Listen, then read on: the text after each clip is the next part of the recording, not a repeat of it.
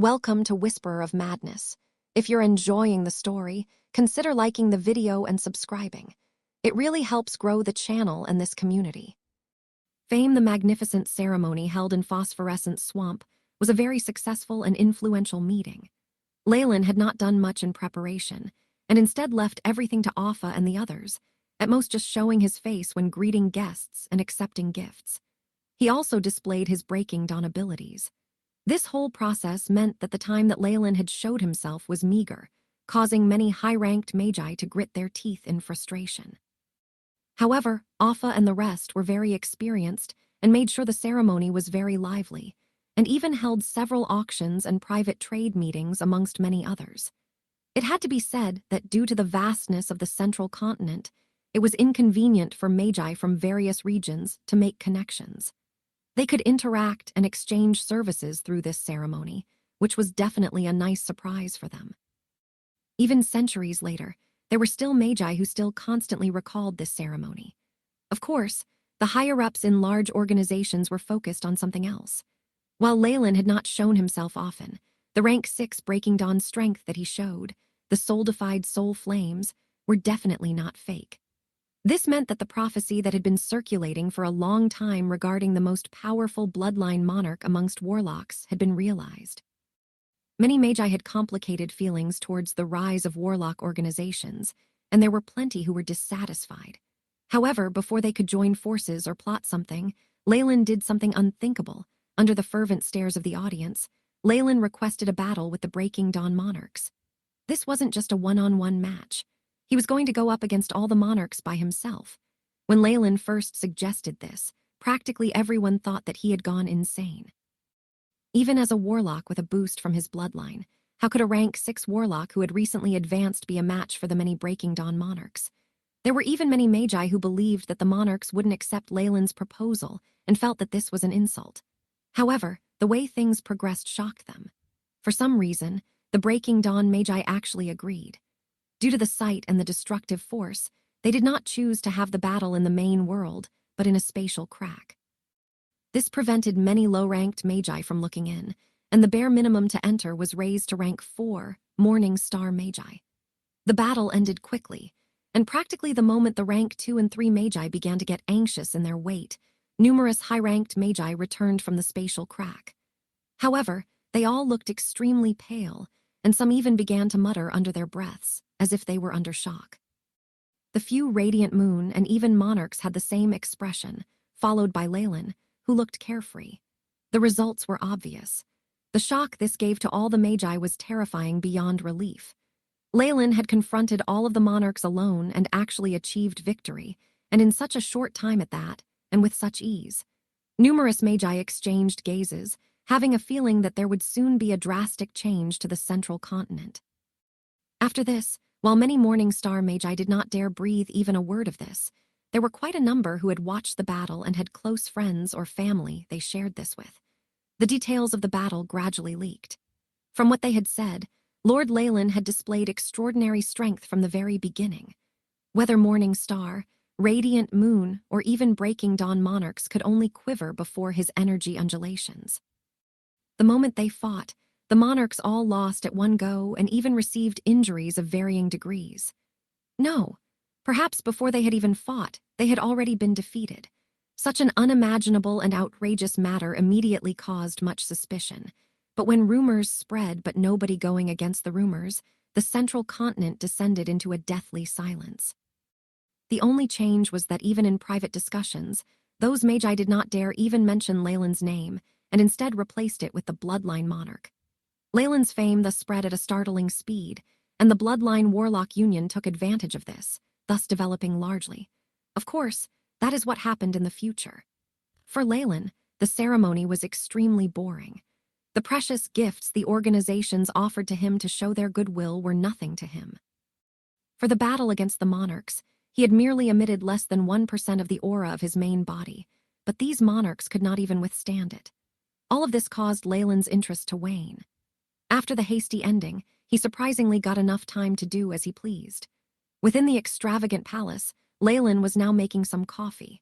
Whether it was the grinding of the coffee beans or the later procedures, Everything happened smoothly, and there was a certain beauty to his actions. There was even a unique charm and order to everything that lingered in one's memories. Hee. Weyer seems to be rather shocked. Melinda was clad in a fox skin coat, a fox tail around her neck while she sized Leyland up and down with interest. That little guy, Leyland chuckled, and then shook his head. Now any talents or the like were nothing to him. Melinda sipped at the coffee and then put the cup down, looking serious. Though she had already overestimated Leyland, the terrifying strength he exhibited still exceeded her expectations. Even what he had shown could very well be the tip of the iceberg.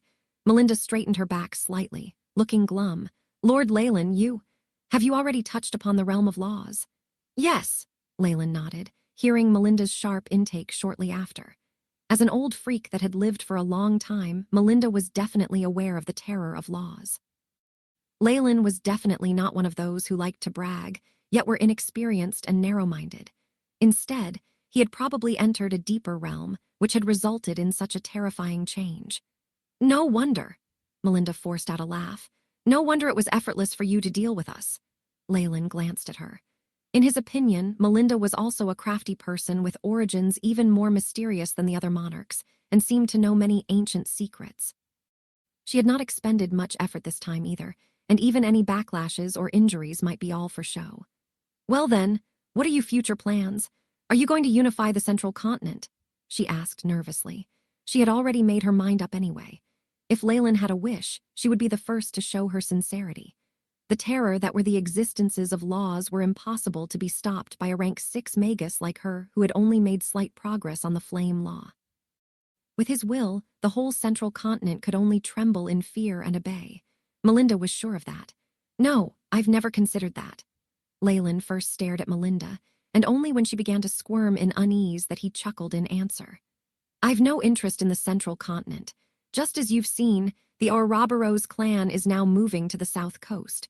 Only one branch of the clan will be left as a link to the central continent. After hearing Leyland's guarantee, Melinda heaved a sigh of relief inside. She knew that there was no need for him to fool her. Then I'll thank you on behalf of the Magi of the central continent. Thank you for exempting them from the fate of a bloodbath. Melinda spoke and bowed to Leyland solemnly, and Leyland accepted this all apathetically. Oh, I've also prepared a small present for you. I hope you like it. Belinda smirked like a little fox and clapped her hands. Lord Leyland. A female Magus dressed in black walked out from the corner, kneeling to the ground. It's Tanasha, Leyland nodded. He no longer paid any mind to a rank 3 like her. After she had accepted his present, she had walked the path of revenge. This girl relied on the power you gifted her, and had already gotten her revenge against Harper. Somehow, she managed to mysteriously offend a few organizations and became stranded in my territory. Melinda giggled. Of course, I've already helped to take care of those tiny issues. Leyland answered. Tanasha, you're right in time. We're planning to move. Look for Mistress Freya. She'll settle you in. Surprisingly, Leyland felt nothing as he watched Tanasha leave deferentially. With just a thought, there were large numbers of rank 4, 5, or even 6 who would hastily come over to run errands for him. This rank 3 subordinate was now hardly enough. Of course, she was one of his people, and he would naturally give her a way out. Thank you for the matter with Tanasha. I'm rather interested in the soul-splitting technique you mentioned before, and I've had some other thoughts regarding it. I hope to discuss it with you. After chatting for a while longer, Leyland shifted the conversation to more proper matters. This was the real reason he was meeting Melinda. Methods to split the soul into 2. If my lord is interested in such a dangerous technique, I will naturally present everything I know. While Melinda was astonished, she still agreed easily. Soul-splitting experiment beep. Database on soul-splitting methods completed. Renamed as True Soul Splitting Technique.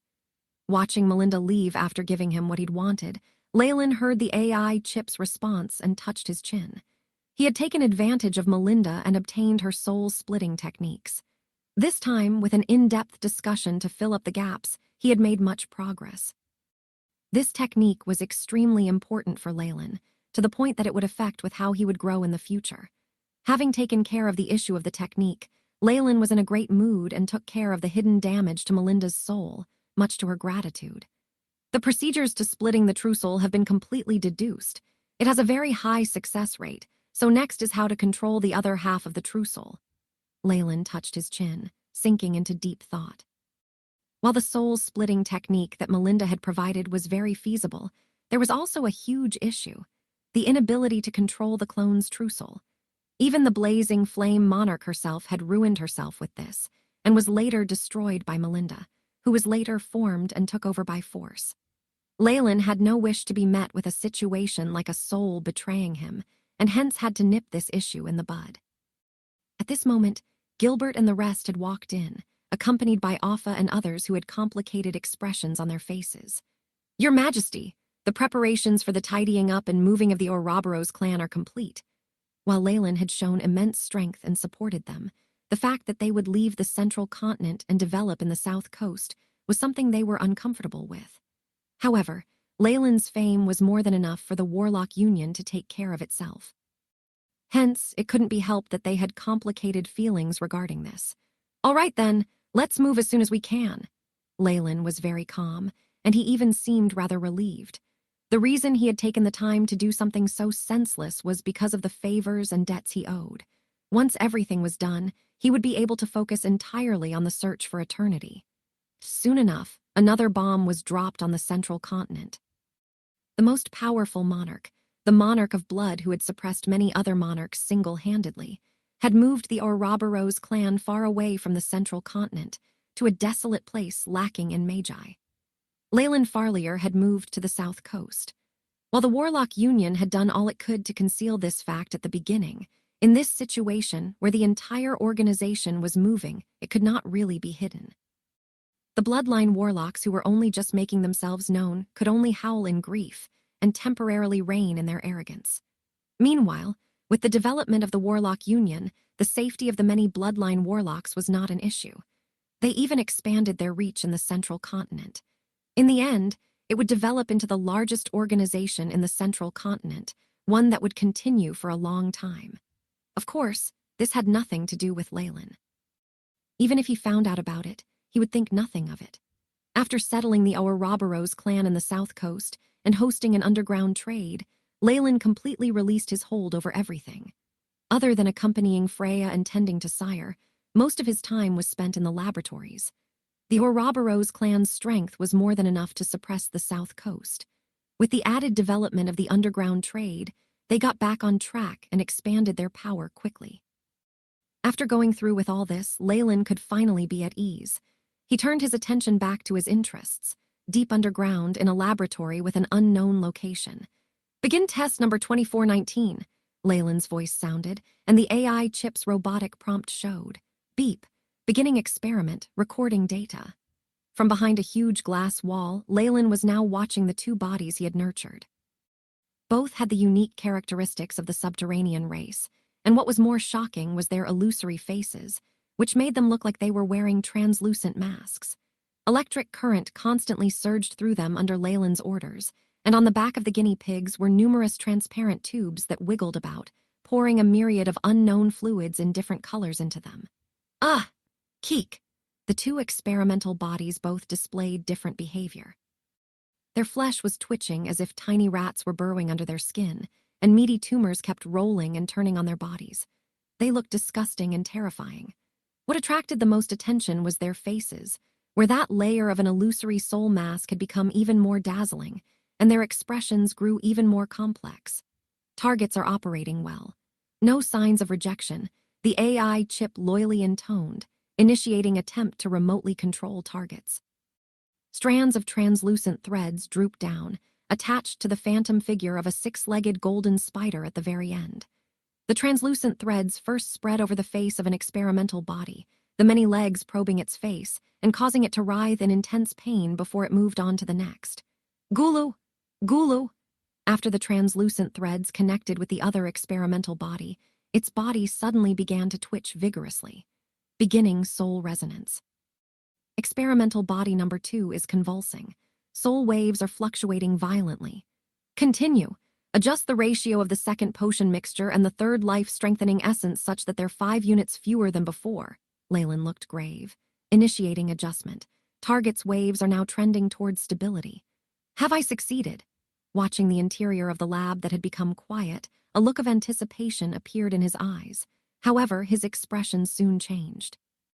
Along with yells and an intense explosion, the two experimental bodies self-detonated, sending blood and filth spraying onto the glass walls. Targets have died. Souls have been extinguished. Experiment failed. The cold voice caused Leyland to sigh. I failed again. Is it an issue with the Vitri spider? Perhaps I should use a better adhesive next time. After his experiment failed, Leyland readjusted his mood and began to record the results of his experiments. Immediately after, with the raise of his eyebrow, he put down the pen in his hands. It's been 10 years, he muttered to himself, suddenly disappearing from a laboratory and arriving at another space. Lord Ignox, long time no see. Has the agreement been prepared? Leyland smiled as he greeted the Magus in front of him, a being of laws. Ignox smiled and nodded. Yes, Lord Leyland. As well, a lot of our comrades are extremely excited after learning about your existence. They couldn't suppress their desire to meet you. Then let's go. I only hold deep admiration for those ancient and powerful beings. A hint of intelligence shone in Leyland's eyes, and the two of them turned into light and vanished. While on the way, Leyland transmitted a message, also Lord Ignox, about the trade with the underground world.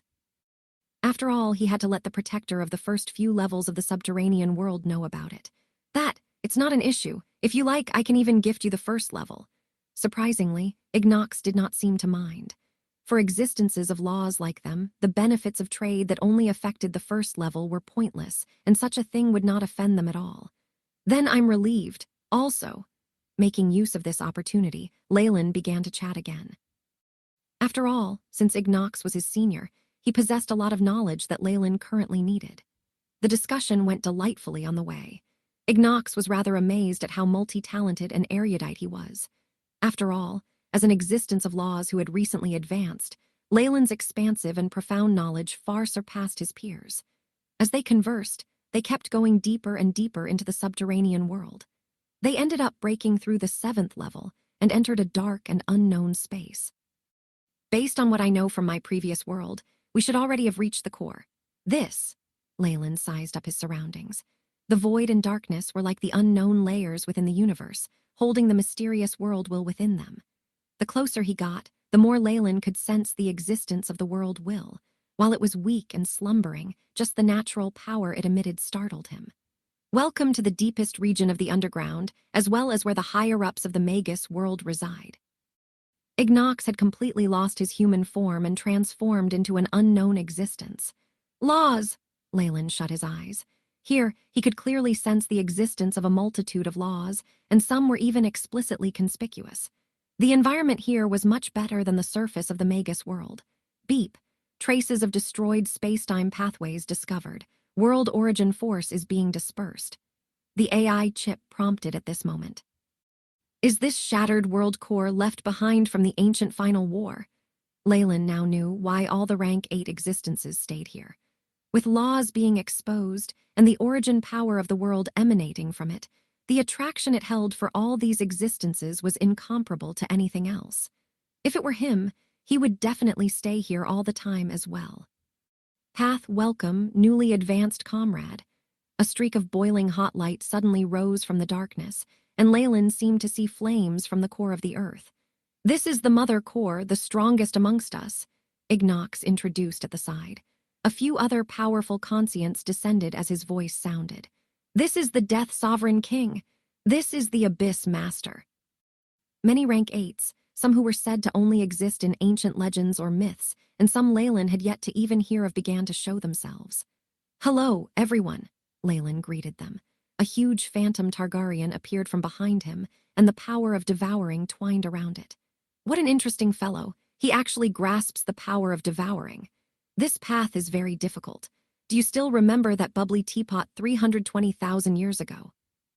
He seemed to have walked the same path then. You're a descendant of the snake dowager yet broke through your shackles. Congratulations. The many existences began to discuss amongst themselves or express their goodwill. Just the transmissions from their minds was enough for those breaking dawns from before to explode and die. Silence! With the voice of the mother core, the many conscients quietened down. First, let us welcome Leyland Farlier, our newest comrade. It was evident that the mother core was the most powerful here, and many existences of law let her take the lead. The agreement has been prepared. You can take a look.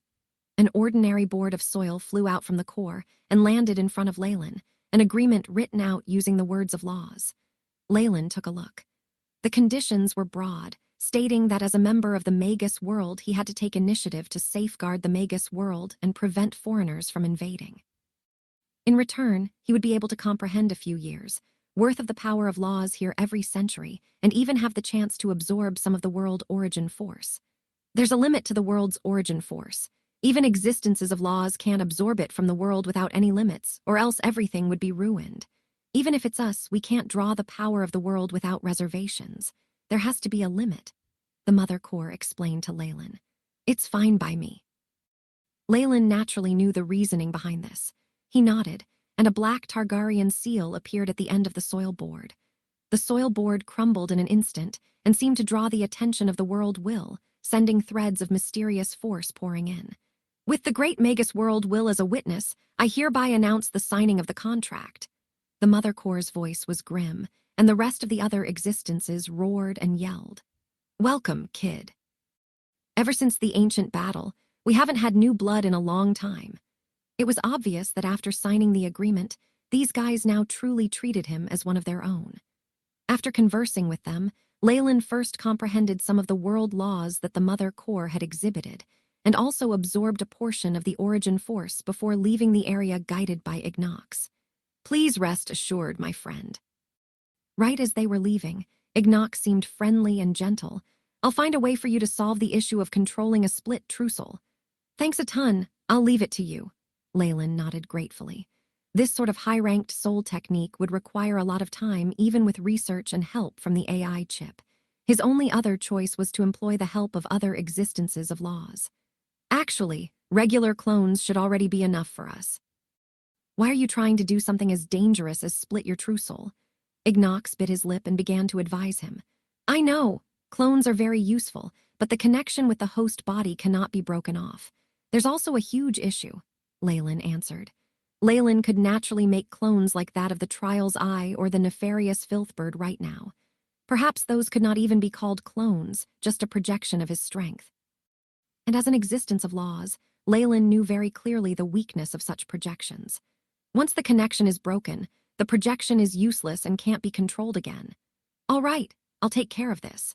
With the wisdom library passed down in the family through generations, I believe I should get a result in the next 3 centuries. Ignox stared at Leyland meaningfully, his astute gaze almost piercing through Leyland's mind and seeing through his plans. Well then, I'll be off, my lord. Leyland bowed slightly, turning into a streak of black light and disappearing. He left Ignox standing in place, looking deep in thought. Trussel splitting. Perhaps even the Mother Core would not dare attempt something like this. Interesting. Ignox mumbled to himself, a mysterious smile quirking about his lips. He turned into a bundle of mist, and as if he had merged with the world, completely disappeared. The speed of an existence of laws was unimaginable. With just a bit of time, Leyland was back in his laboratory. Half reclining on his sofa, he halted his research, instead rubbing his temples. AI chip, show me my current stats. Leyland Farlier, rank 6 Warlock. Bloodline, Targaryen, rank 6.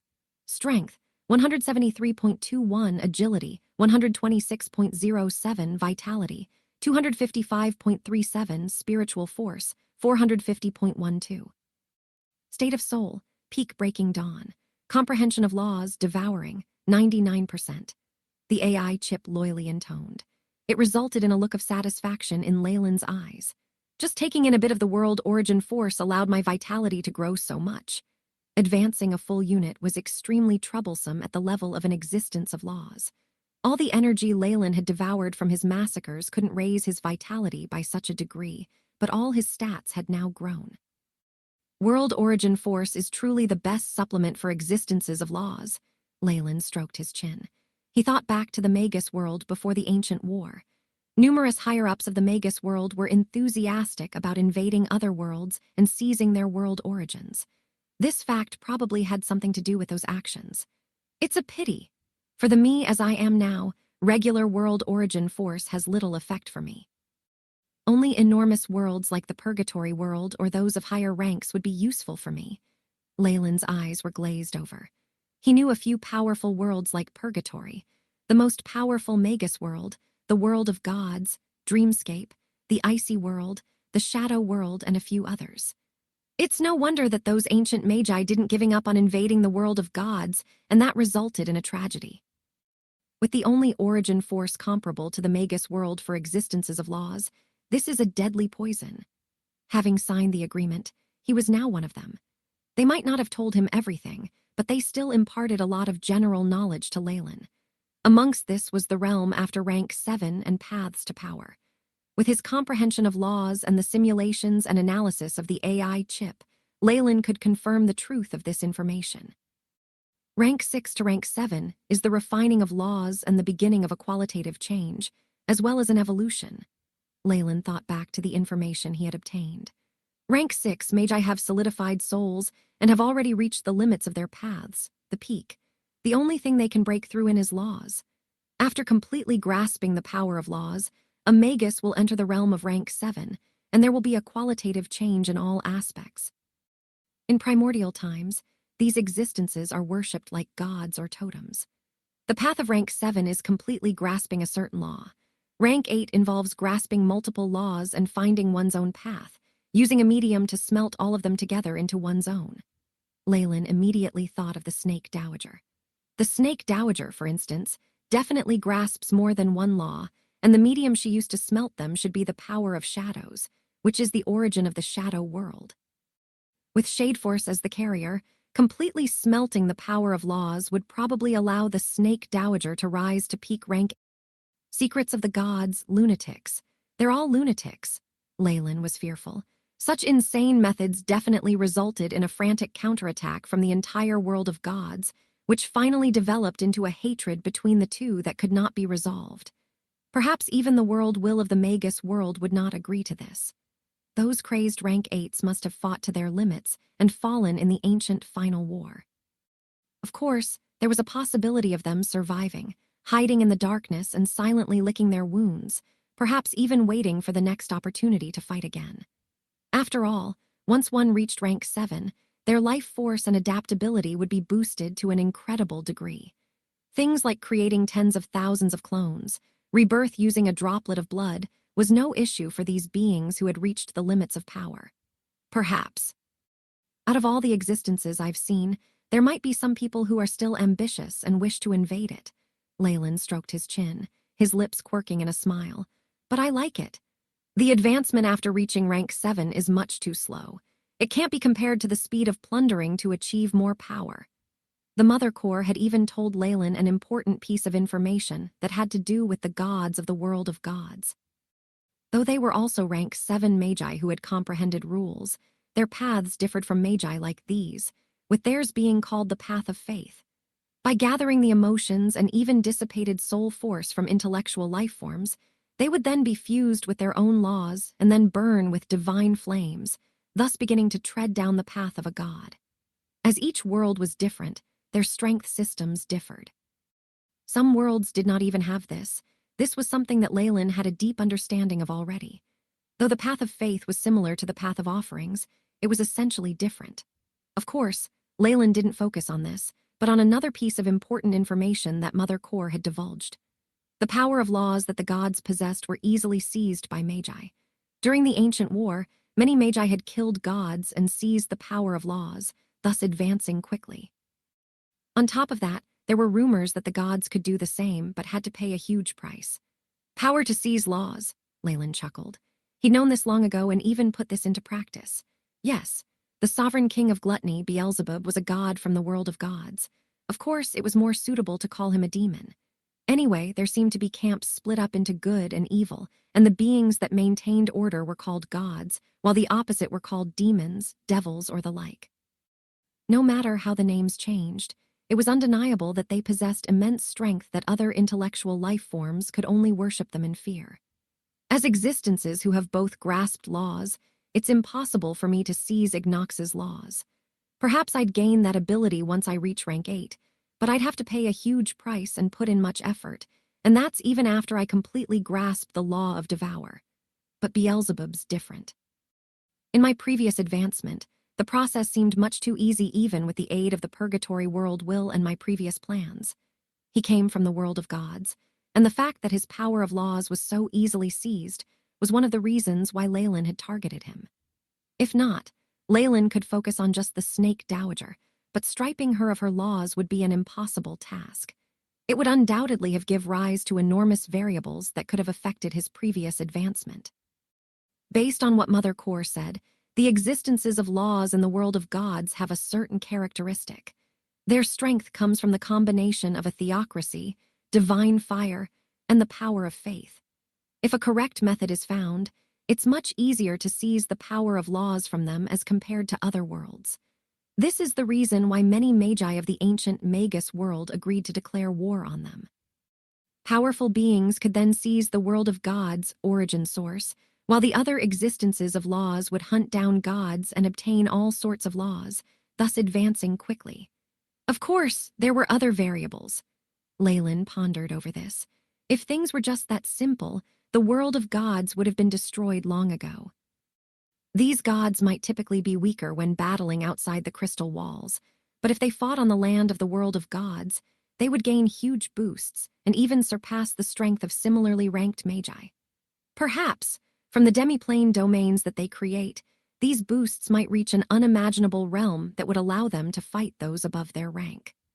The allied forces of the Magus world were not just limited to the Magus world. It was an era where the ancient magi were at their most brilliant and splendid. From the worlds they had conquered, a surge of powerful magi arrived and joined the war. The final results, however, was that the world of gods had been able to resist against the many powerful worlds. The fight had ended with both sides defeated and grievously wounded. Such a terrifying result caused many magi to turn pale after hearing about the gods. It is the strength system of the most powerful world after all. The path of faith definitely has its merits. Leyland's eyes glinted. The more powerful a god was, the more terrifying the path of faith was, which only served to increase his curiosity. Perhaps the ancient existences did not get it wrong. Only by fusing gods and magi can one achieve strength that surpasses eternity. Leyland's eyes burned with fervor within. Ancient existences, I shall take over your unfinished work. In order to transcend the material world and achieve eternity, Leyland did not mind conquering the world of gods. All obstacles that were in his way would be crushed without hesitation. Also, when it comes to conquering the world of gods, I have an incomparable advantage. Leyland's mouth quirked in a smile, rays that were like the stars flickering into existence in his hands. This was the coordinates of a world, giving off a unique aura and held within the feeling of a great history. The coordinates of the world of gods exists in Beelzebub's memories. That saves me the effort of exchanging for it from other existences of laws. Leyland preferred hiding his motives. While those who had participated in the ancient final war definitely knew the location of the world of gods, Leyland did not wish to trade for it from them. Announcing his plans to the public was not a wise choice. Furthermore, from the failure of the Magus world the last time, it was evident that breaking in forcefully would not work. A more covert method must be used instead. The coordinates is merely the entrance. There's still a huge issue to truly enter the world of gods. Leyland couldn't help but recall the introduction to the world of gods. Compared to other large worlds, the structure of the world of gods was extremely unique. On the material dimension, there were many other dimensions that were as packed as a beehive. Outside the many dimensions was a crystal wall layer that was so sturdy that it was terrifying. Leyland was used to calling it the barrier of the world. This crystal wall had once prevented existences of other worlds from peeping in. After the ancient war, the world of gods had even consciously reinforced the crystal wall, the resulting isolating power making it such that even if the ancient magi were to reappear, they would still be unable to penetrate it. Of course, once the crystal wall was attacked, there would be a backlash and hostility from the world of gods. Leyland did not think that it would be difficult for those remaining or newly advanced gods to take care of him. No matter how powerful he might be, he was still incomparable to those gods who had survived the ancient war. Of course, this referred to his current situation. Things might change in the future. In short, the coordinates of the world of gods is not an issue. The problem is how to break through the defensive crystal wall. And when it comes to this, I have a great teacher. Leyland chuckled. A way to cleverly break through the crystal wall must be something the other existences of laws were working on fervently. However, until now, Nothing had borne fruit, or else the ancient war would have erupted once again. The crystal wall was like a city under siege. People might want to enter from the outside, while the people within wanted to leave. Evidently, the sovereign king of gluttony, Mr. Beelzebub, had succeeded. He had obviously grasped the loopholes of the crystal wall and bypassed the power of isolation, arriving outside. He'd gone through a series of activities, including some investments and disseminating faith. He had been in hiding, and while he had been extinguished a few times while entering other worlds, no magi had realized his true identity and only took him for an existence from another world. However, no matter how carefully Beelzebub had hidden his identity, Leyland had him on the palm of his hand and turned his plans into a tragedy. Not only did he turn into a stepping stone for Leyland to advance, most of the power of his laws had been seized, causing his main body to be either grievously wounded or in a deep sleep. Even the way in and out of the world of gods was now known by Leyland, becoming an accomplice to his own fall. Evidently, if Leyland could successfully enter the world of gods, the first thing he would do was kill Beelzebub and seize all his strength, allowing himself to completely enter the realm of rank 7. Next up is to perform many astral experiments. While solidifying my strength, I'll find ways to get behind the crystal wall. Leyland had clear plans on what he wanted to do in the future. What Beelzebub possessed was the way out from inside, and because he was a native of the world of gods, it was easier for him than it would be for Leyland. What Leyland needed to do now was to do more in-depth research on the path Beelzebub had used, until he was able to completely assume a false identity and enter that world. Year 0 time passed in the blink of an eye. The world continued to turn and change. For someone like Leyland, he often would not feel the passing of time once he wholeheartedly devoted his heart and soul to something. While he was at work, hundreds of years could slip by stealthily. Of course, to beings of laws who had lifespans that were easily 10,000s of years long, such a tiny amount of time was perhaps considered just a nap. But to average humans, this meant more than 10 generations of cycles of life and death. This was a relatively long period of time even for magi. A few low-ranking magi perhaps didn't even possess such a long life expectancy. Only the almighty high-ranking beings would pay no attention to the passing of time like that. For the average Magus in the South Coast, or even the subterranean world, the news of the outside world that left the deepest impression on them in this long period of time was probably the sudden rise of the Ouroboros clan to power. The present-day Ouroboros clan had long broken away from the embarrassing phase of having only 2 or 3 small fry. Instead, it had grown to become an influential power that spanned across the entire Magus world. Its formidable influence even extended to the subterranean world. The Farlier family that led the Ouroboros clan was even acclaimed as the first bloodline family. The powerful bloodline that had been passed down generations overshadowed every other Warlock family in the central continent. Their extraordinary military capabilities were quickly revealed. Among Leyland's direct descendants, this sort of prowess was made even more obvious. Even the bloodline energy of collateral relatives with many generations between them was enough to make other Chemian families benefit greatly. Freya, S. and Maggie's families were evidently the ones receiving such benefits. They followed the Farlier family closely, taking up the role of their subordinates. They had also greatly purified their own bloodlines through marriages and other methods, increasing their proportion of high-ranking warlocks higher and higher until they seemed to emerge like an endless stream. This new generation of warlocks possessed extraordinary bloodline energy and zealously believed in Leyland as their bloodline originator.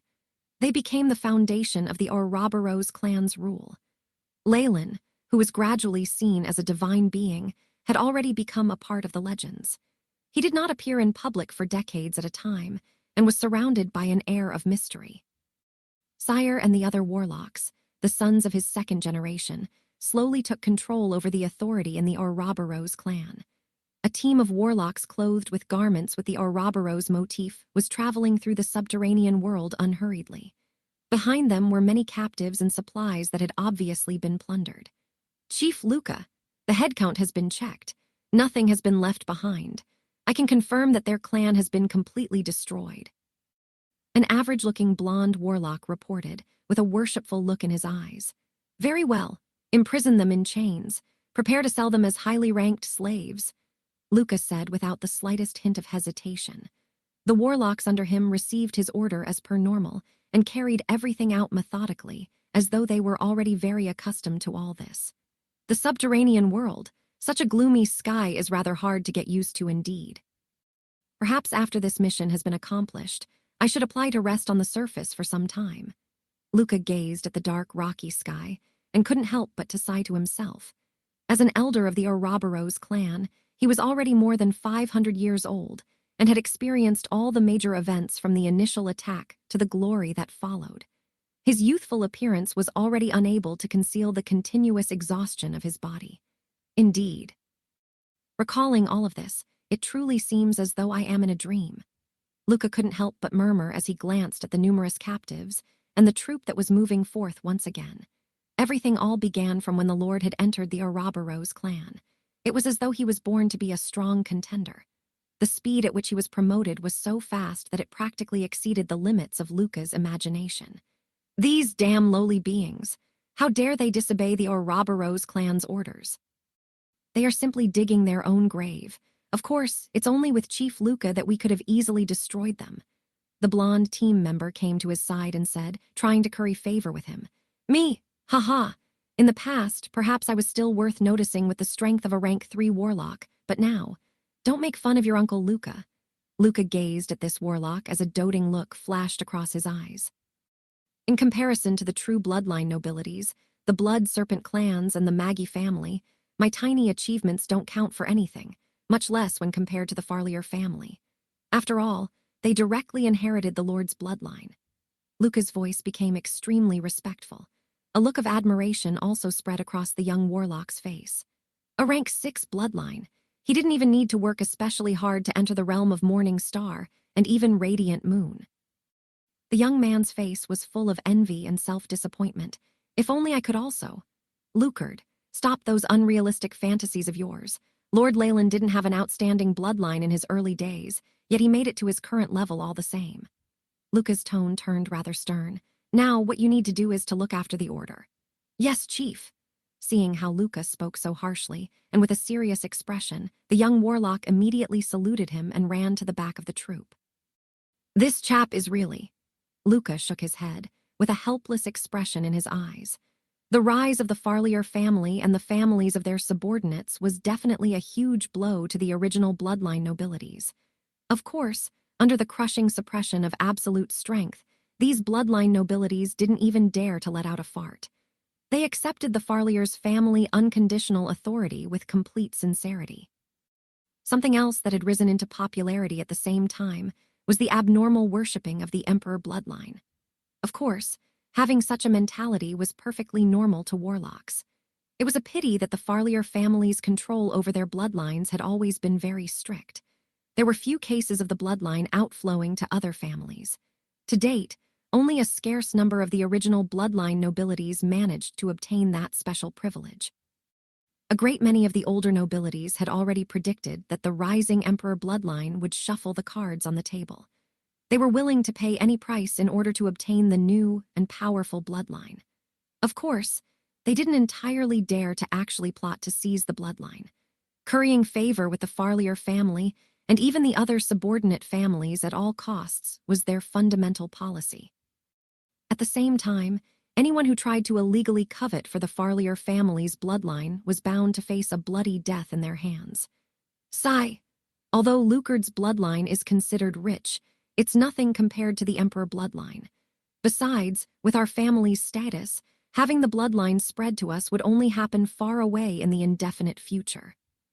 The slight thought of those noble descendants who followed like flies behind the ladies of the Farlier family all day long made Luca's scalp prickle with pins and needles. He hadn't had the heart to tell his junior this cruel reality, afraid that he would become discouraged. Sigh. Hopefully Lady Luck will smile upon that silly boy and let him be favored by one of the young ladies of the Farlier family. Even if he's marrying into her family, it's still acceptable. Luca couldn't help but begin to let his imagination run wild. He then laughed involuntarily. Forget it. I think it would be more realistic to think about my earnings that the captures this round will bring me. Those in power in the Farlier family certainly were informed about this contradictory situation. However, the proliferation of a bloodline was originally a highly serious matter, and it would take time. Thus, the only thing they could do now was to constantly develop new ways to gain benefits and challenge that contradiction. Although deep in his heart, Luca was not satisfied with his family not obtaining the new bloodline. He was clearly attracted to the profits he was about to gain. Once it was confirmed that his profits from this round was enough for him to accumulate a certain value of contribution points, he would be able to even exchange them for precious materials for his dash towards the crystal phase. Luca's face was wreathed in smiles. This is the advantage of having control over the transaction channel. Who would have thought that I, Luca, would actually have the opportunity to advance to rank 3 crystal phase? The profits that the Ouroboros clan gained from the bilateral trade were considerably high. The result of this was the plentiful resources for training and cultivation. This alleviated the contradiction to a certain extent. Take note, we're about to reach the city of Alabaster. Luca's voice made the entire troop turn restless. Even he himself couldn't help but look forward to it.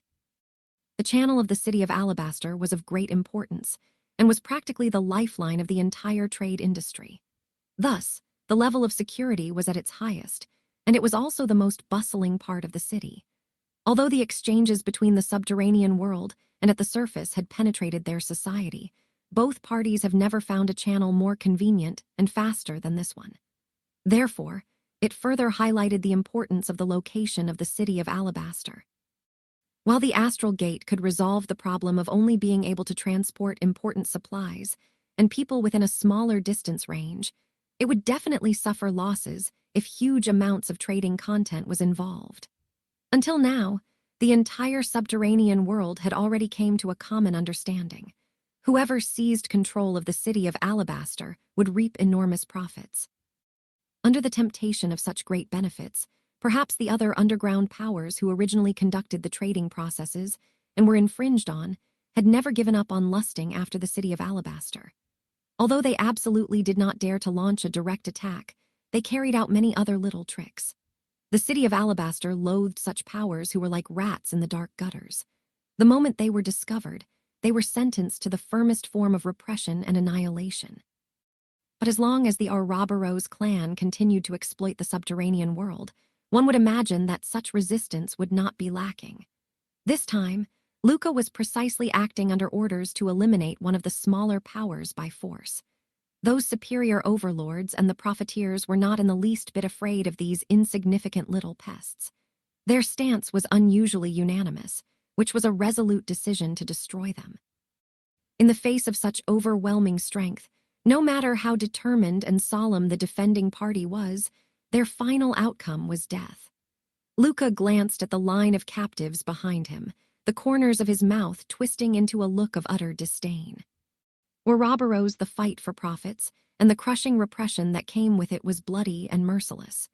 Luca didn't seem to sympathize with these captives even in the slightest bit. Perhaps those warlocks of the new generation would have their doubts.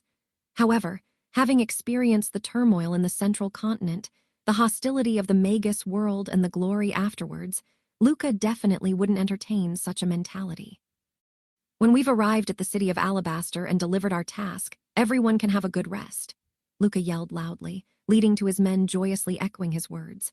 It was interjected by cries of fear from the captives. This scene was rather amusing.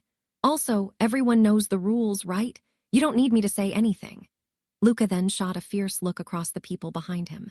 There was an exceptionally distinct hint of warning in his eyes. The other warlocks instantly turned sluggish. Lucard, on the other hand, forced a smile. Please rest assured, everyone absolutely will not show disrespect to the 3 madams of the city of Alabaster. Very well. Luca was clear of the situation at hand. Although he knew that many of the warlocks were reluctant to comply, his facial expression turned gentle. While the city of Alabaster was under the control of Lord Leyland's subordinates, it was obvious that freedom was maintained to a certain extent. Not only was there no mutual interference between the Ouroboros clan and the city of Alabaster, Lord Leyland also had his own staff that only took orders from the Lord himself. They had a firm control over the other end of the bilateral trade. If not for the newly formed organization, which didn't have much manpower, Luca and the rest wouldn't be doing such missions like exterminating people. Even so, before entering the subterranean world, these warlocks had been ordered repeatedly that it was necessary for them to comply to the commands from the city of Alabaster. They were not allowed to violate them. As for the fellows who daringly attempted to go against these instructions, their bones had already been turned to ashes. Only their soul was left behind in the endless prison in the city of Alabaster, full of remorse. Of course, there seemed to be some secret rumor going around that this situation had in some unclear connection to Lord Leyland and those three madams. Although he was already quite convinced of it deep in his heart, it was evident that Luca would not publicly announce it even till his death. The vast cityscape of the city of Alabaster gradually started to appear ahead of the troop. The everlasting radiance at the top of the structures was exceptionally gorgeous and dazzling, and had an extremely special feel to it. Rumor has it that the city of Alabaster was established in an instant when the Lord fully put his powerful Magus abilities to use. It received blessings from the Lord himself, and now has an everlasting quality.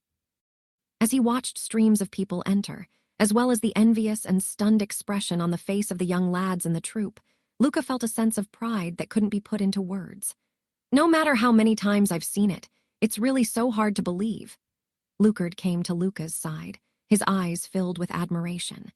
The ability to move mountains and suppress the seas was something that he could only look up to. Just touching the boundary of that sort of strength in his remaining years was hardly even possible. The city of underground commerce, Alabaster. Luca's voice had a rare hint of agitation in it. When we've delivered our task, we'll be able to go home. Go home, go home. The many youngsters cheered together. Bah! At this moment, the sound of a frivolous spit could be heard amongst the cheers and was exceptionally ear-piercing. Luca glanced over to see where the sound came from. It was from a young Magus with a distinct aura of someone highborn. Only noble magi or had such a special feel to them.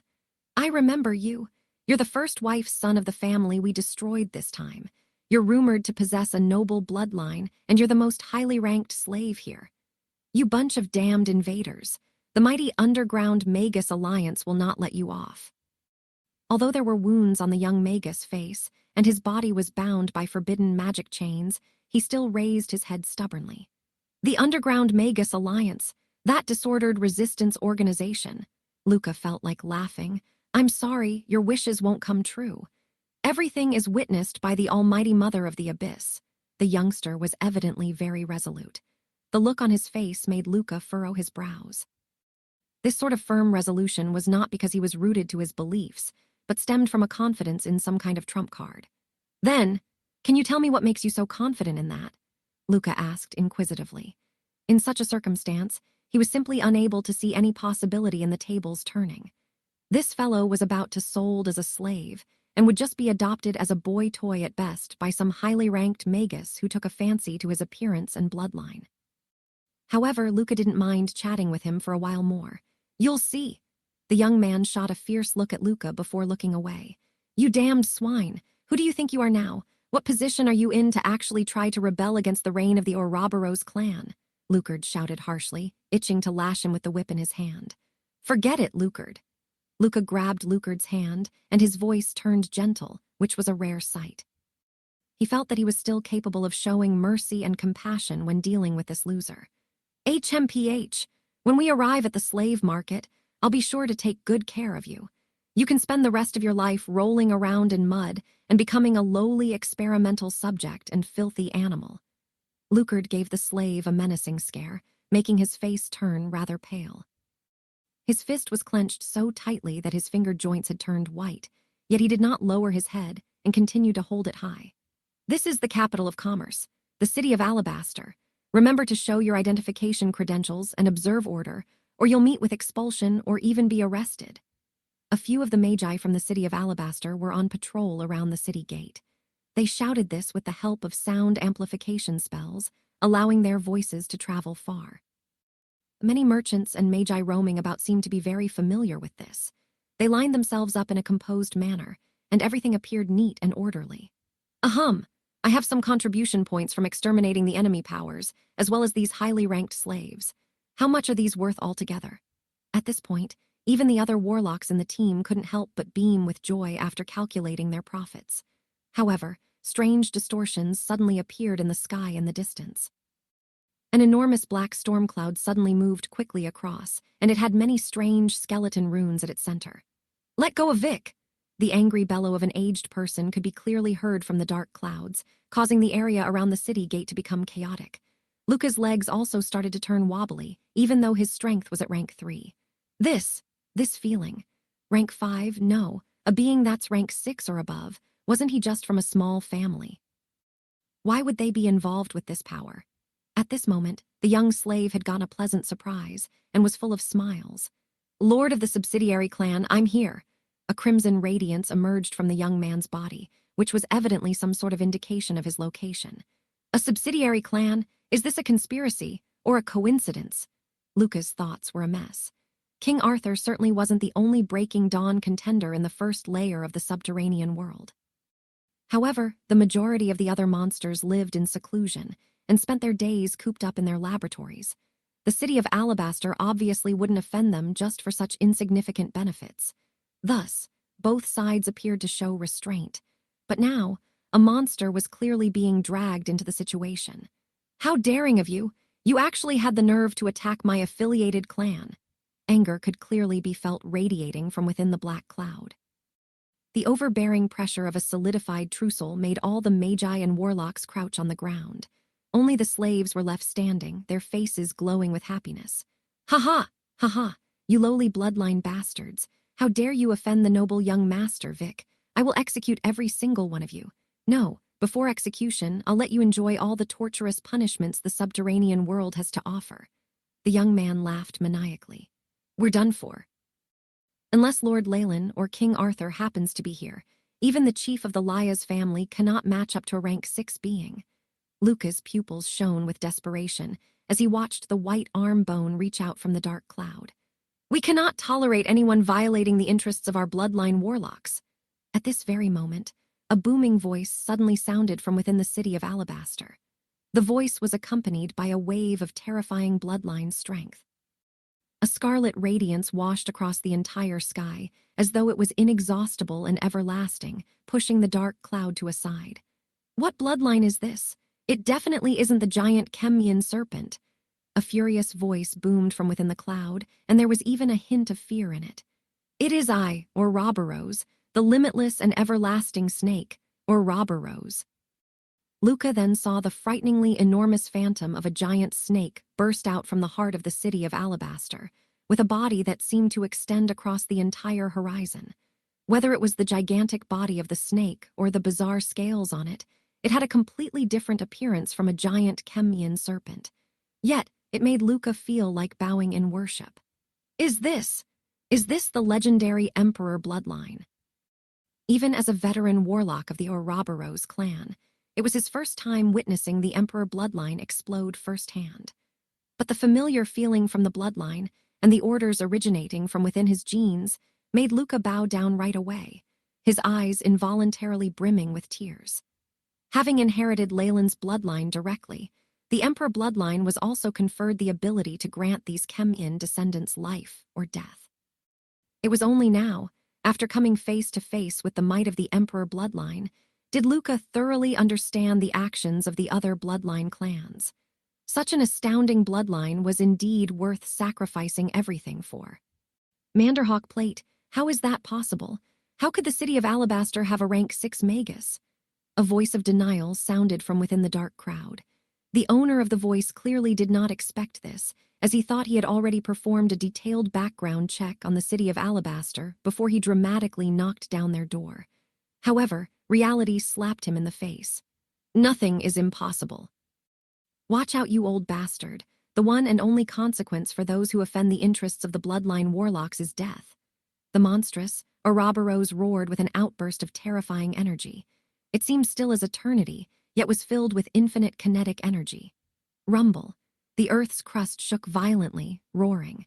Even space itself was warped and the elements were pushed away. The only thing that came out unscathed was the city of Alabaster, which was under the protection of the Ouroboros. PSS. The dark cloud split open, exposing an elderly man in black robes.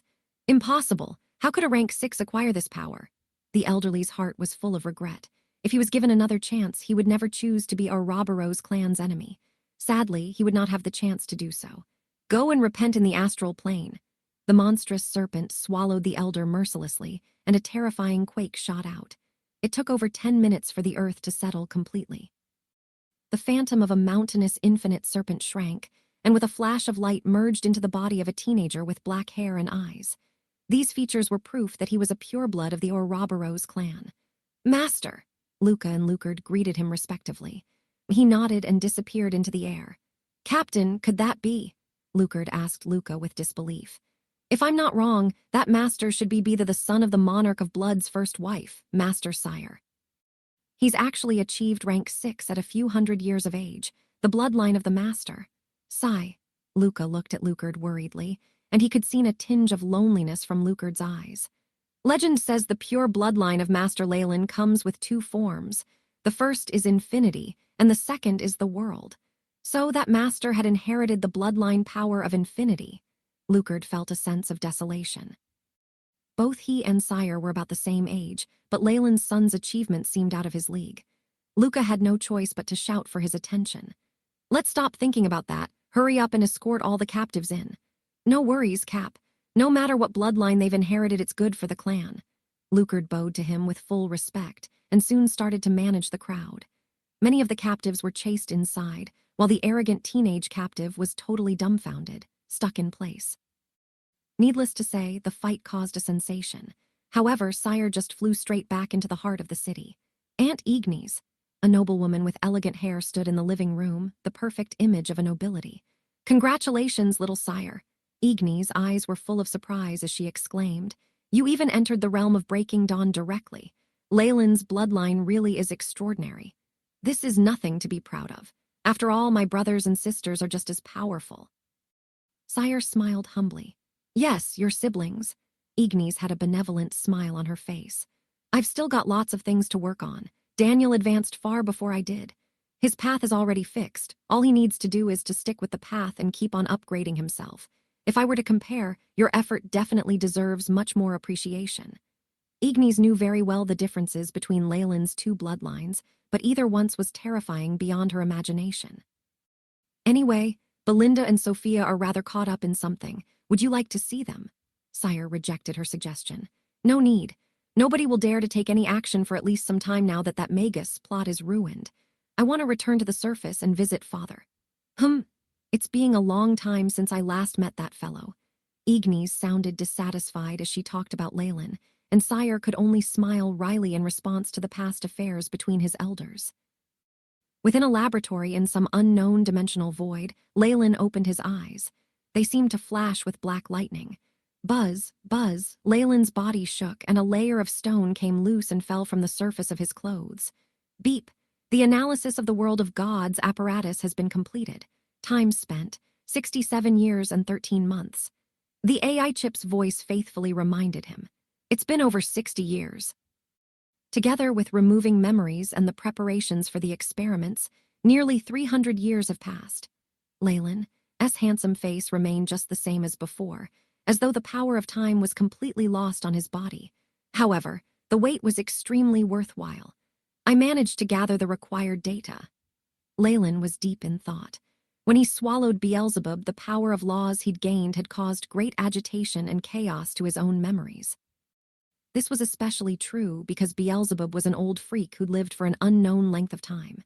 His memories contained all sorts of information, including many secrets about gods. Leyland did not want to put it to waste, hence he'd had the AI chip record every single thing. It was why it took so long for him to wake up. However, all my efforts were worth it. I can finally start something practical. Leyland came to an astral gate with an excited expression on his face. This specific astral gate was incomparably enormous. On top of that, there were many strange runes on it that included Leyland's personal comprehensions of the power of laws. Gods! An ancient yet dazzling light shot from Leyland's hand, merging into the huge stone gate. Buzz, buzz, the entire gate shook violently, and there were even some strange energy undulations in the laboratory. With his powerful soul force, Leyland connected to the entire astral plane in a moment. The vast sea of stars, which were as old as history, washed over Leyland's own soul force. This feeling was rather different than his previous experiences. If not for his near-rank 7 soul force, the destructive power of the astral plane would have completely erased him. The splendid nebulae seemed to ebb and flow continuously, distorting numerous rings of stars. It was like Leyland's body was a huge black hole, engulfing everything around him. This kind of extreme long-distance projection serves to be a great challenge for the soul force of a Magus. Leyland remained calm, his soul force seemingly indestructible. He sat and watched the galaxies flow away before him. Finally, after what felt like a century, his expression changed as he almost saw the end of the astral river. Such a special feeling. A simple premonition had Leyland sighing with exclamation. The Magus world and world of gods are like oceans at opposite ends of a galaxy. No wonder those ancient magi were still attached to this universe. In spite of his vast database, Leyland was still awed by the marvelous scenery in front of him after the indescribable sensation faded. There was a dense crystalline wall in front of him, shimmering like a well-constructed beehive. In the astral river, it looked magnificent and infinite. Within the crystal wall was a radiant light, the light of the gods. Ugh! Leyland's body trembled, and a phantom Targaryen appeared immediately, its slit eyes filled with desire and familiarity. The world of gods, the world origin force of such a powerful foreign world would be so great. Not to mention the law of devouring originates from here. Leyland appeared to be rather calm despite every single cell in his body longing for it. Deep in his heart, he maintained his cold determination. This crystal wall system. Leyland's soul force encircled around the huge crystal wall, feeling the immeasurable depths of its power. The culmination of the world's origin force, and there's also the conscience of gods there. Leyland's expression turned more solemn the more he sensed. It stubbornly rejects everything from outside and has blocked all connections from the outside world. It's as solid as steel and just as unyielding. With a simple probe, Leyland understood clearly that even the creator of this system couldn't destroy it, of that he was pretty sure.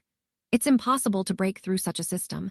The only way is to use Beelzebub's method to smuggle myself in. Beelzebub only needed to leave the world of gods, and he was a native himself. It'll be much more difficult for me. It's only expected that I had to spend 300 years of simulation to find a safe method of passing through. Manderhawk plate. Layers of virtual light gathered in Leyland's palm, forming a circular disc. On the disc were peculiar patterns, especially the huge chipped edge, and it looked like it was bitten off by some unknown creature. In the memories of Beelzebub, this was the key to secretly pass through the crystal wall system. The main material plane in the world of gods also had strong isolating power. It's hard even for the gods to transfer their powers. It was the same for Beelzebub, who was located at the ninth of hell. Leyland recalled this bit of information that the AI chip had organized. Exploring the world of gods, the path of the gods, known as the path of faith, was the foundation of the laws of the world of gods. Whether it was gods, demons, or even devils, their desire for believers and souls was frightening. The competition on the main material plane had been fierce from the very beginning. Compared to the gods who had resources and money to spare, a devil like Beelzebub was already on the losing end and had no choice but to rack his brain for ideas. His reputation in the main world was awful as a result. However, this all changed one day. Beelzebub obtained a fantastic divine device, the Manderhawk plate. He had named it himself, since he had never seen any description of this device in history, although its effects were extremely powerful. This Manderhawk plate had the miraculous effect of reducing the suppressive effects of a world boundary. In other words, if Beelzebub wanted to transmit his godly power to the main material plane, and would normally be taxed 90% of his power, the Manderhawk plate would reduce the amount he needed to pay to 10% or even fewer. This consumption was much cheaper and convenient for him as compared to the gods of that realm. Because of this advantage, Beelzebub had been able to develop and flourish in the main world, gathering large amounts of the power of faith and souls, establishing his status in hell in one fell swoop. Of course, the gods were no fools. After a period of investigation, they had banded together and complete purged of the organization that worshipped him. Evidently, Beelzebub, who resisted the many gods alone, had no choice but to get lost. Not only did all the resources he had amassed in the main material plane disappear, with only a few followers slipping past the net and on their last legs, he wasn't doing well in Hell either, where he was suppressed by the other Hell sovereign kings. Thankfully, the secret of the Manderhawk plate had not been leaked, or else there was no way he could settle this matter so easily. Even after all this, Beelzebub was already paranoid and did not dare take any more action in the main material plane. He, who had the Manderhawk plate, set his sights on areas outside the world of gods. In the limitless astral plane, there were many intellectual beings. The power of faith they could generate was a huge temptation for him, and it was even better because no gods or other enemies could notice this. After a period of experiments, Beelzebub succeeded. Of course, after that, he had been unlucky enough to meet Leyland. His main body was probably grievously injured and now in a deep sleep, and he could even die if he was unlucky. After all, Hell was not a peaceful place. The power to extinguish the barriers between worlds. The glowing disk arrived at the periphery of the crystal wall, where numerous runes were flickering. It seemed to attract some existence within the wall, which made the area surrounding the wall soften. This made Leyland wonder if this situation would spread to the rest of the wall. No. This isn't from a flaw in the laws. This was a way out left behind from the very beginning, set up during the design process. With Leyland's foresight, he immediately saw how extraordinary the Manderhawk plate was. Based on Beelzebub's thoughts, the Manderhawk plate could very well be an imitation of the most powerful deity device in the world of gods, the clay plate of destiny. This is very possible. Perhaps this plate might even be a part of the clay plate of destiny. Leyland's eyes burned with fervor. What he had in his hands was obviously not the real Manderhawk plate, or else he would long have been able to enter the world of gods. Why would he have needed to go through all this trouble? The shining plate in Leyland's hands was merely a specific device made by the AI chip from Beelzebub's memories, as well as the precise calculations down with knowledge on the equipment of the world of gods. With data from experiments on the real thing, as well as long periods of observing and doing research to imitate it, Leyland had great confidence in this imitation. Things were as expected. Under the rays of the fake Manderhawk plate, the region of the crystal wall here was already beginning to melt, revealing a large passageway. It was this easy. Leyland furrowed his brows, but still separated a thread of a soul seed, which disappeared into the pathway. Get lost. The moment the soul seed touched the crystal wall, a terrifying voice sounded, bringing with it a powerful, isolating conscient. Pooh! The seed was immediately annihilated, and even the Manderhawk plate was floating unsteadily. Has the will of the world of gods awoken? No, this is just its subconscious mind. This extent is just. Instantly, Leyland knew what had happened. This was an instinctive reaction of the crystal wall, which repelled souls like Leyland who tried to enter. His different type of soul force was immediately discovered, without leaving any room for doubt. You're the one who should scram. You're just a sleeping subconscious will. Scram! 2 streaks of black lightning shot out from Leyland's eyes, his black hair flying while he looked to have turned into an ancient demon. HSS! The tremendous body of a Targaryen emerged behind Leyland, its energy undulations and rank 7 while resisting the crystal wall. Buzz, buzz. At this moment, the Manderhawk plate in Leyland's hands flashed and completely enveloped the entire area, not allowing any information to be transmitted. Near rank 7 power was something that even the wills of small worlds could only somewhat resist. While the world of gods was incomparably powerful, it was still slumbering, and there was only a small region resisting. It had not activated its full force, and the Manderhawk plate had even removed a portion of its sensing abilities, so therefore it was at its weakest. Pack. In that moment, a surge of powerful emotions disappeared, revealing a small space. Now's the time! Leyland's eyes flashed, and numerous soul seeds separated and disappeared into the crystal wall. Boom! Practically the very moment the soul seeds disappeared into the pathway, the entire Manderhawk plate crumbled into powder. Leyland was sent flying backwards, numerous terrifying wounds already appearing on his body as he turned pale. Fresh blood spurted everywhere, but it returned to Leyland's body at an even faster rate, as if his body had become a huge magnet. The terrifying injuries disappeared in an instant, though Leyland's face was still obviously pale. Just the backlash from a small portion of the crystal wall reduced me to this state. despite the protection of the Manderhawk plate. Leyland's eyes were filled with admiration. He had not attacked the wall forcefully before, or else he would have met the counterattack of the crystal wall and fury of the gods, which would have turned him into ashes in an instant. This sort of powerful ability not only failed to make Leyland afraid, but it left him longing to best it. However, Leyland's sighs of admiration disappeared in an instant. He was now putting effort into maintaining the connection with his soul, and the terrifying consumption continued. Unlike separated true souls, one couldn't sever the support to a soul seed if they wished to maintain it. Even for an existence like Leyland, the consumption from behind the barrier in the world of gods was astonishing, even though things had happened only for a short moment. The AI chip was now quickly recording.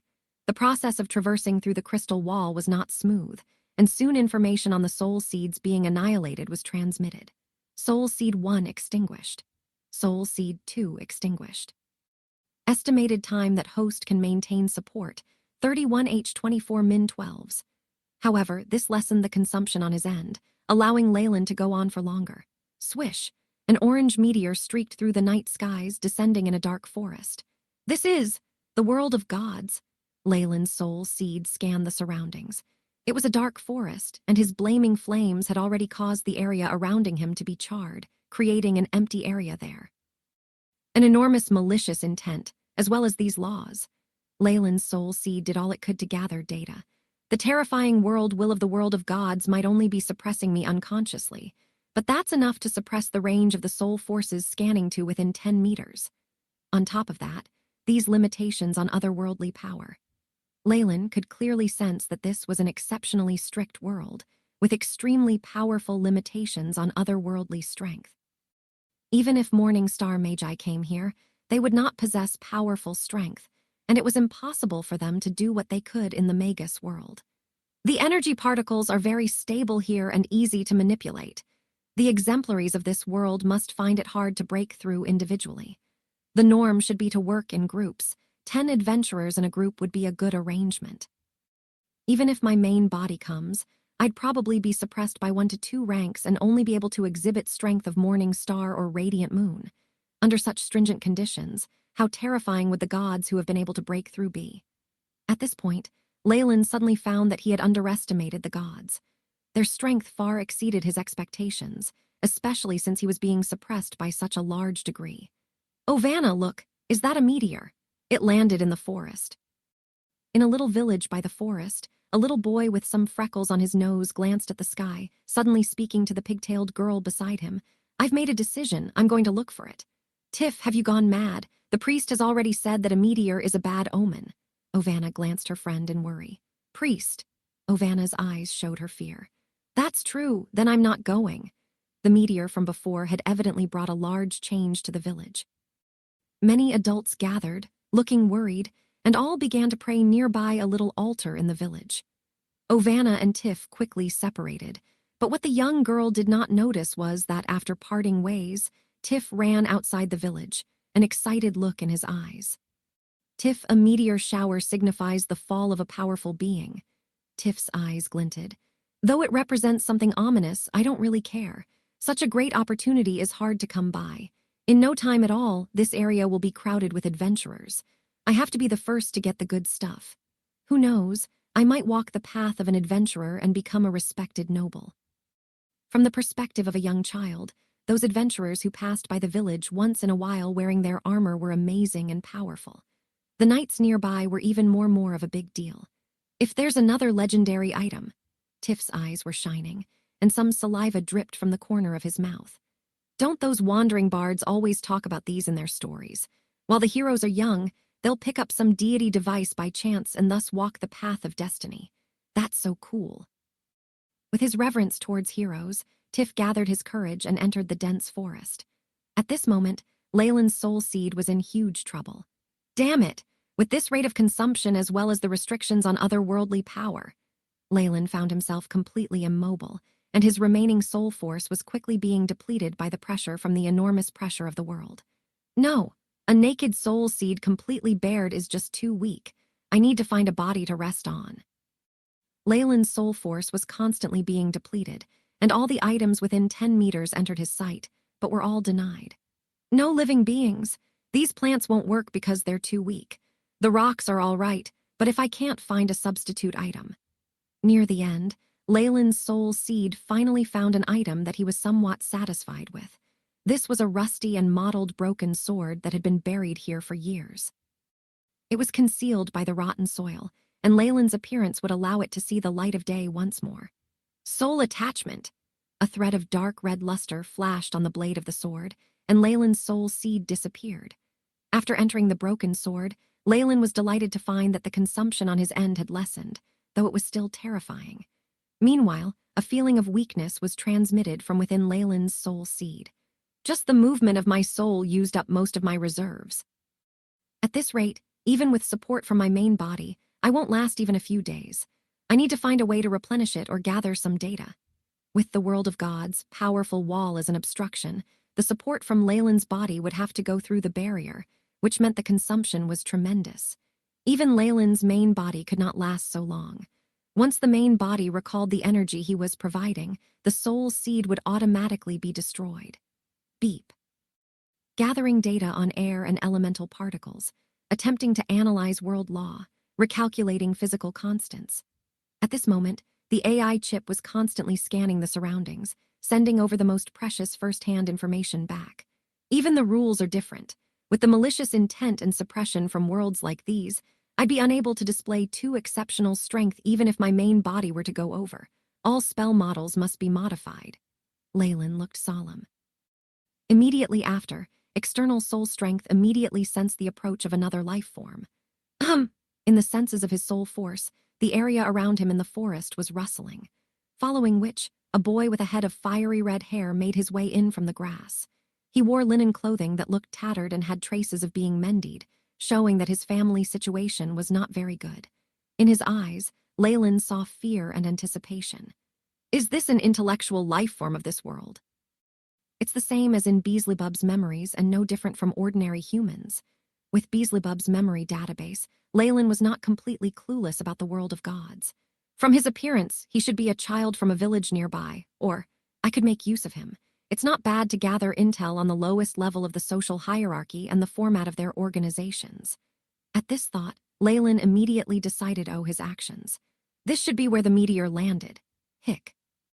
It was already night. The cool moonlight fell through the treetops, and the dark forest was whistling with cold winds. The temperature had evidently fallen quite a bit, and Tiff could not help but wrap his arms around himself. The fear of the future as well as the dark surroundings in the forest left him fearful. Boogoo, boogoo. 2 bird calls were heard from the treetops, immediately causing Tiff to jump like a cat that had its tail stepped on. Who is it? Who's there? The youngster's sharp voice pierced through the skies, alarming a few black birds. The sound of flapping wings was heard, followed by dark figures that disappeared into the skies. Ha! Tiff found that his heart was beating as hard as it ever could, to the point that it might even jump out from his throat.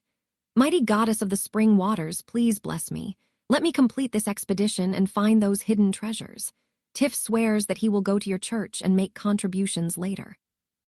Tiff's hands were now clasped together as he prayed. He believed in the goddess of the spring waters, which was the main religion of the village. Though she was a new god and lacked much strength, it was for this reason that she was very generous to her followers, and therefore the prime selection for the peasants in poverty-stricken areas. After praying, nothing happened, but Tiff was now more courageous. His hands were shaking slightly as he pushed the grass aside, but his footsteps were firm as he headed to the empty land.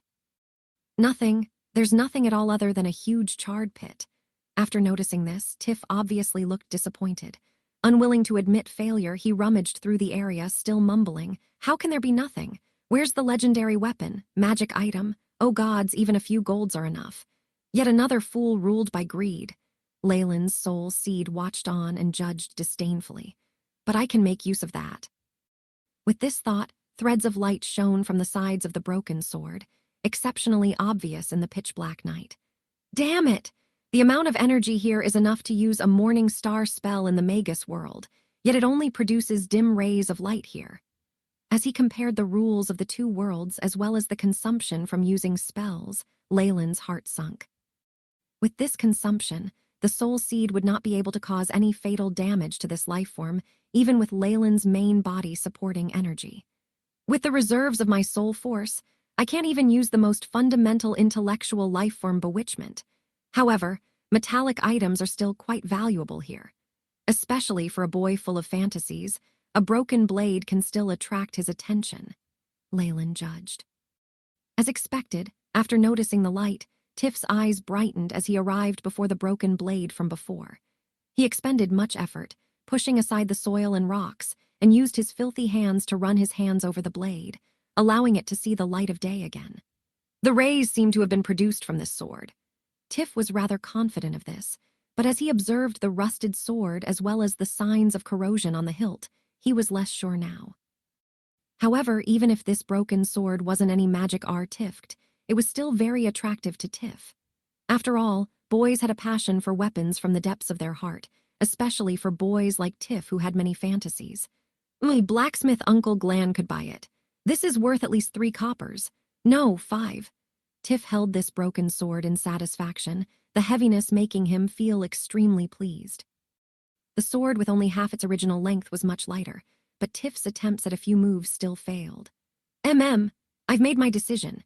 Even if Uncle Glan gives me 5 coppers, I won't sell this. Tiff nodded surely and kept his spoils well, humming nursery rhymes as he returned near the village.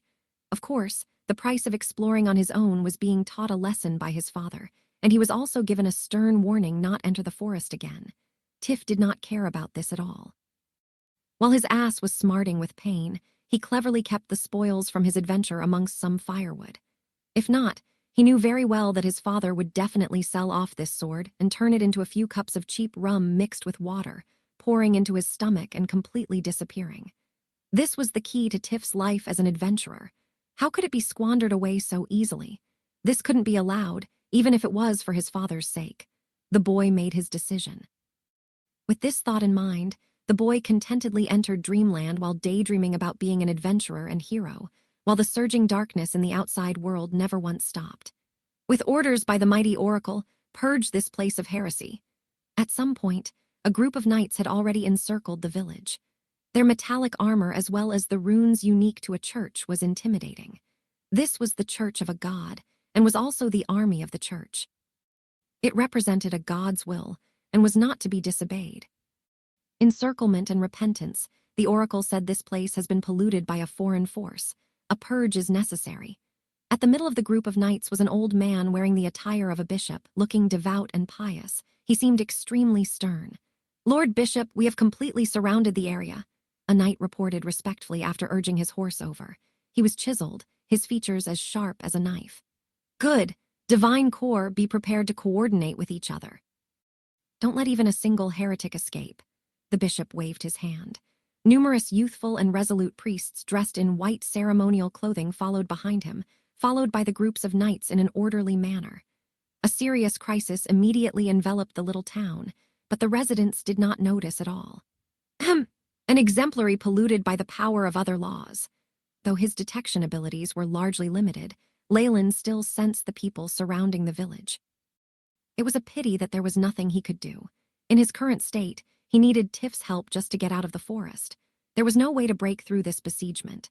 "The surveillance by the gods is extremely strict," Leyland exclaimed in admiration. He'd noticed the altar when he'd first entered the village, as well as the laws it emitted. Of course, there were some differences between the laws here and those of beings from other worlds. Perhaps a more appropriate name for it would be divine force.